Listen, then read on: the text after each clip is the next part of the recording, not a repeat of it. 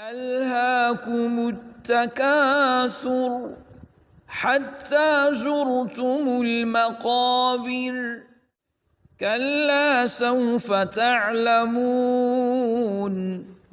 ثم كلا سوف تعلمون كلا لو تعلمون علم اليقين لترون الجحيم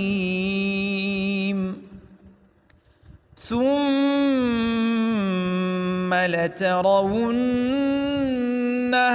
عين اليقين